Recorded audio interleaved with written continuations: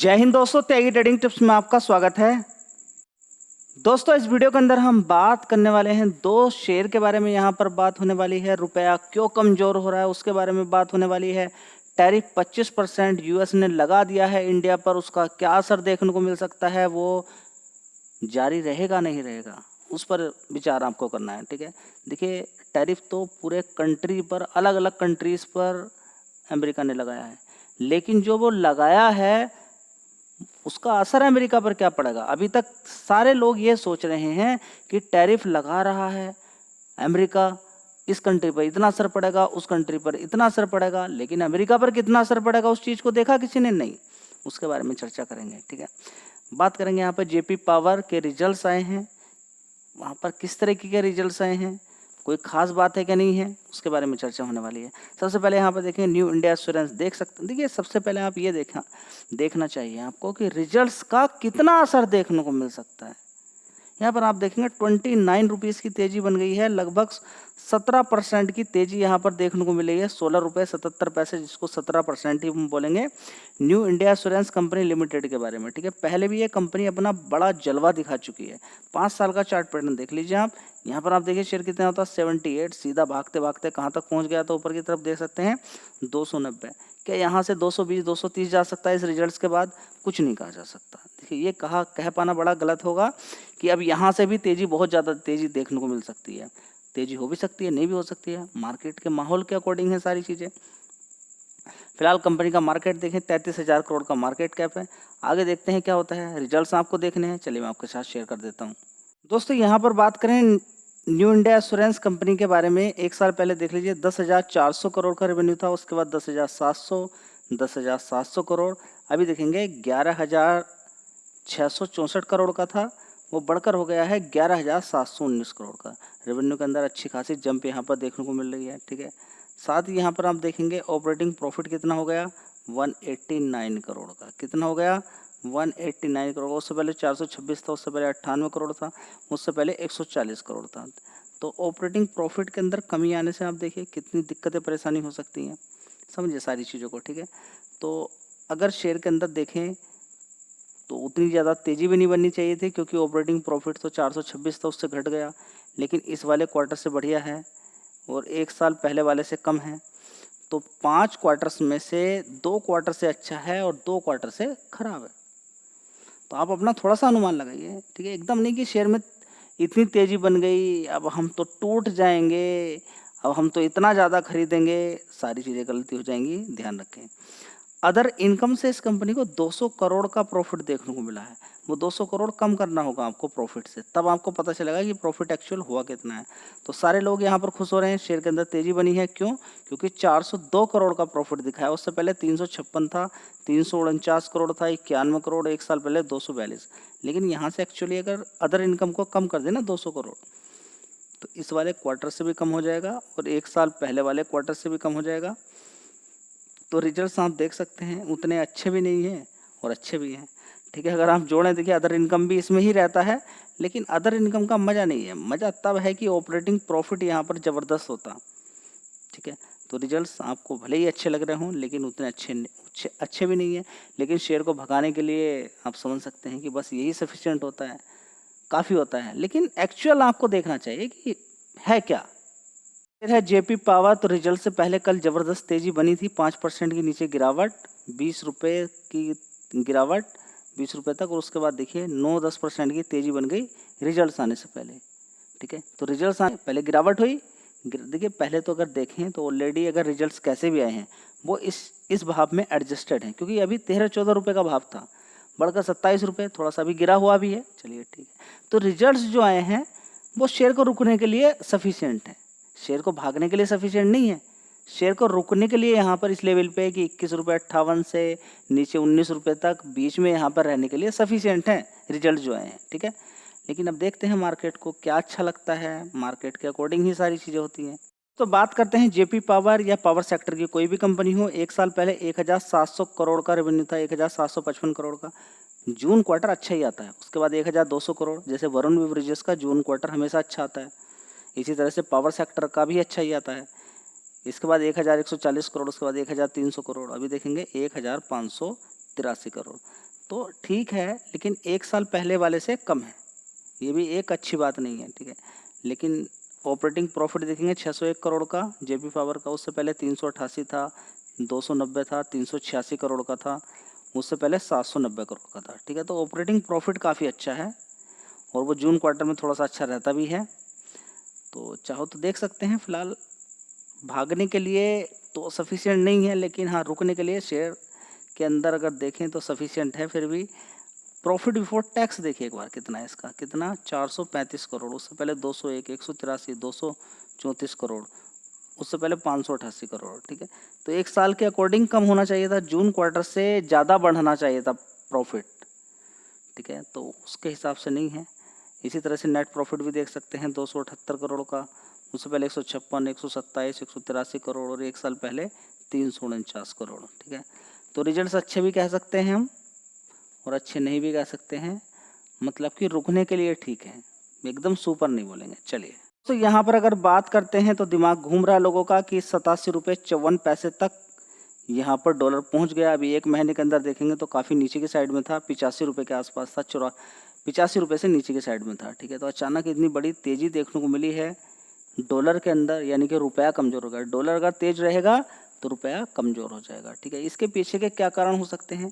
देखिए, कारण तो आप ये समझिए कि किसी भी कंट्री की ग्रोथ रहती है, किसी भी कंट्री की ग्रोथ रहती है। तो अमेरिका कहाँ पर है, हम कहाँ पर हैं, उसकी जीडीपी देखिए, अपनी जीडीपी देखिए, तो उससे कंपेयर करना कि हाँ डॉलर इतना मजबूत क्यों है। ज़्यादातर कारोबार डॉलर के अंदर का अंतर्गत ही होता है।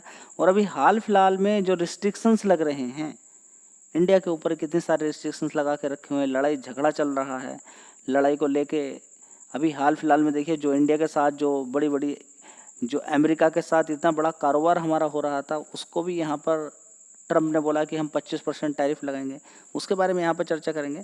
तो ओवरऑल मिला के आप समझ सकते हैं कि अमेरिका कितने बड़े बड़े हथियार सप्लाई कर रहा है और उन हथियारों का पैसा लेता है, ऐसा नहीं है।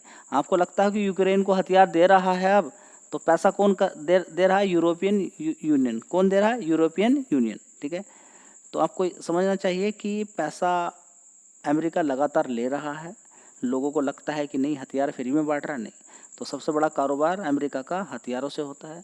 और अभी इस समय जो डील अलग अलग डील की जा रही हैं उसका भी बड़ा असर देखने को मिल सकता है। देखिए, सबसे पहले हम देखेंगे कि अलग अलग खबरें आपको देखने को मिल रही है। न्यूज़ के अंदर आपको देखने को मिल रहा है कि इंडिया पे 25%, किसी पर 30%, चाइना पे 30%।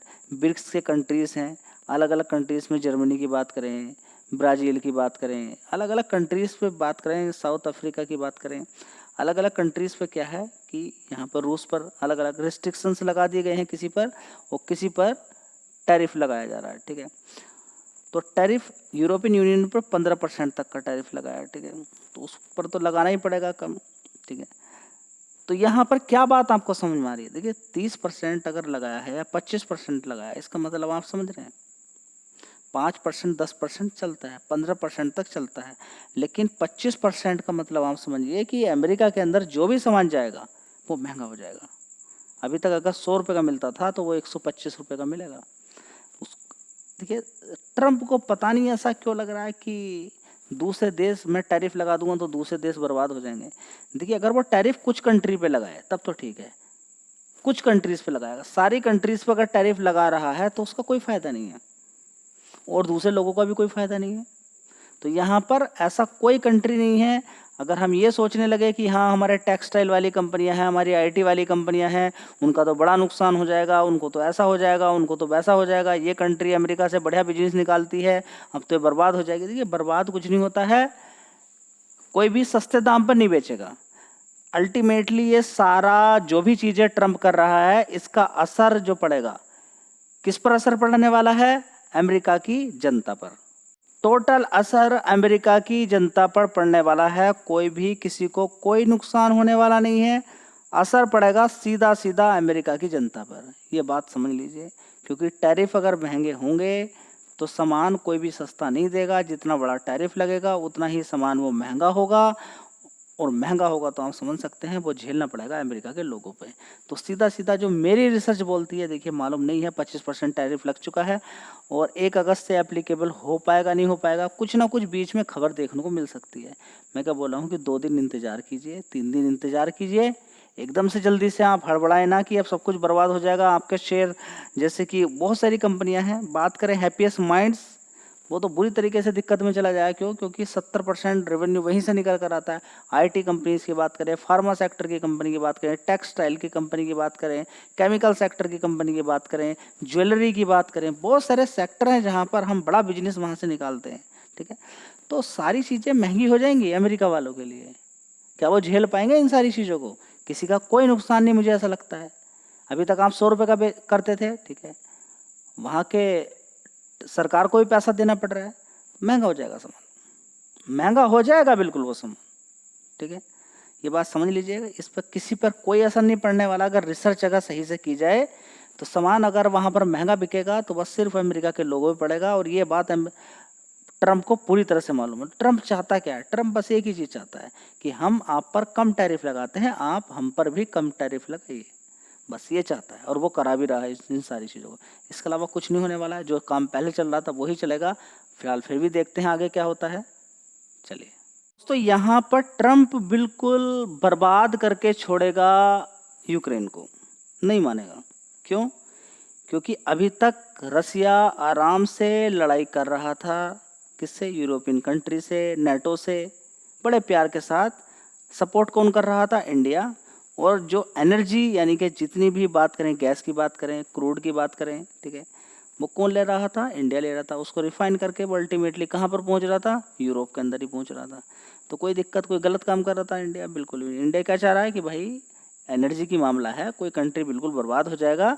ठीक है, अगर आप डायरेक्टली नहीं ले रहे हैं, आप दुश्मनी मानते हैं, चलिए हम दे देते हैं। अब अमेरिका ने, यूरोपियन कंट्री ने कहा नहीं भाई, आप ऐसा भी नहीं कर सकते, आप रसिया से बिल्कुल कुछ नहीं ले सकते। नहीं लेंगे तो फिर क्या होगा? क्या होगा? नहीं लेंगे तो रूस को बहुत ज़्यादा गुस्सा आएगा। रूस कहेगा भाई क्या चाहते हो, बर्बाद हो जाओ? लो तो फिर गया काम से, छोड़ देगा वो परमाणु बम, ठंडे पड़ जाएंगे ये सब। ये जो अभी परेशान कर रहे हैं ना रसिया को, 2 मिनट में मतलब बोलती बंद हो जाएगी, बिल्कुल बिल्कुल शांत हो जाएंगे, कहेंगे कि हाँ बस ठीक है चलिए, सारी बातें समझिए। लेकिन अभी इतनी बड़ी लड़ाई होने के बावजूद भी परमाणु बम का इस्तेमाल नहीं किया जा रहा है। उसके पीछे का कारण यही है, हर किसी को मालूम है कि परमाणु बम से कितना बड़ा नुकसान होता है। और नेवर बाई जो जितनी भी कंट्रीज़ होंगी नियर बाय, उन पर भी बहुत ज़्यादा असर देखने को मिलेगा। ठीक है, तो पूरा पॉल्यूशन हो जाता है। लगभग 20-20, 30-30 साल तक वहाँ पर देखिए पैदावार तक भी नहीं होती है। वायुमंडल में बड़ी दिक्कत, बड़ी गर्मी, बहुत चीज़ें देखने को मिलती है। ठीक है, तो सारी चीज़ें हमें देखने को मिलेगी। 25% टैरिफ तो लगाया है साथ में इंडिया के ऊपर ये क्या बोल दिया है कि पेनल्टी लगेगी अगर आप एनर्जी बाई करते हैं, एनर्जी लेते हैं, मतलब कि कुल मिला के गैस की बात करें या फिर तेल की बात करें या आर्म्स या डिफेंस वाले चीज़ें लेते हैं रसिया से। देखिए ये तो बिल्कुल गलत चीज़ें हैं, ये बिल्कुल ही गलत चीज़ें हैं। अरे भाई आपको लड़ाई करना है, लड़ाई कीजिए। हाँ, आपको ये चाहिए कि ये वाला चीज़ कहाँ पर ना जाए, यूरोप के अंदर ना जाए। ठीक है, तो इंडिया यूरोप के अंदर आपके नहीं भेजेगा, ठीक है, अपने लिए तो इस्तेमाल करेगा ना, डिफेंस वाले क्यों लें? तो ये बिल्कुल एक गुंडागर्दी वाली बात चल रही है। बस ये एक थोड़ा सा मूड बिल्कुल ख़राब करता है मार्केट का, ये जो गुंडागर्दी वाली बात चल रही है। ठीक है, तो इसका अब सीधा सा बात है कि अब समय आ गया कि ट्रंप का इलाज किया जाए बढ़िया तरीके से। तो ट्रंप का इलाज की बारी चल रही है। क्या चल रही है? ट्रंप के इलाज की बारी। कुछ नहीं होगा, ये कुछ नहीं होने वाला है, कोई किसी की नहीं सुनने वाला है। पेनल्टी वेनल्टी साइड में रखी रहेंगी और इंडिया वैसे ही कारोबार करता नजर आएगा। यहाँ पर कुछ चलने वाला नहीं है।